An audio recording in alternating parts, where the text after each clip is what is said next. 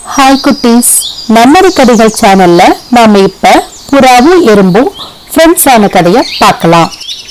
ஒரு அடர்ந்த காடு, அங்கே ஒரு அழகான குளம். குளக்கரையில ஒரு பெரிய மரம் இருந்தது. அந்த மரத்துல இலைப்பார ஒரு புறா வந்து அமர்ந்தது. மரத்துக்கு கீழே ஒரு எறும்பு தொற்று இருந்தது. அங்க நிறைய எறும்புகள் வாழ்ந்து வந்தன. ஒரு நாள் காட்டில் பலத்த காற்று வீசியது. மரத்தில் உள்ள இலைகளெல்லாம் உதிர்ந்தன. எறும்பு ஒன்று புற்றை நோக்கி சென்று கொண்டிருந்தது. காற்று வேகமாக அடித்ததால் எறும்பு தடுமாறி குளத்திற்குள் விழுந்தது.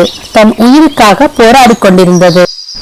இதை கவனித்த புறா எறும்பை காப்பாற்ற எண்ணி இலையை பறித்து குளத்திற்குள் போட்டது. எறும்பு சாமர்த்தியமாக இலையில் ஏறி மெதுமெதுவாக தத்தளித்து கரை வந்து சேர்ந்தது. எறும்பு தன்னை காப்பாற்றிய புறாவை பார்த்து தன் நன்றியை தெரிவித்தது. புறாவும் அங்கிருந்து பறந்து இரை தேடச் சென்றது. மற்றொரு நாள் அதே புறா ஒரு மரத்தில் அமர்ந்து இலைப்பாரிக் கொண்டிருந்தது. எறும்புகளும் இரை தேடிக் கொண்டிருந்தன. ஒரு வேடன் வேட்டையாடுவதற்காக அங்கு வந்து கொண்டிருந்தான். அவன் புறாவை நோக்கி அம்பை குறிவைத்தான். இதை பார்த்த எறும்பு புறாவை காப்பாற்ற எண்ணி அருகில் சென்று காலை நறுக்கென்று கடித்தது. வேடன் வலி தாங்க முடியாமல் கத்தினான்.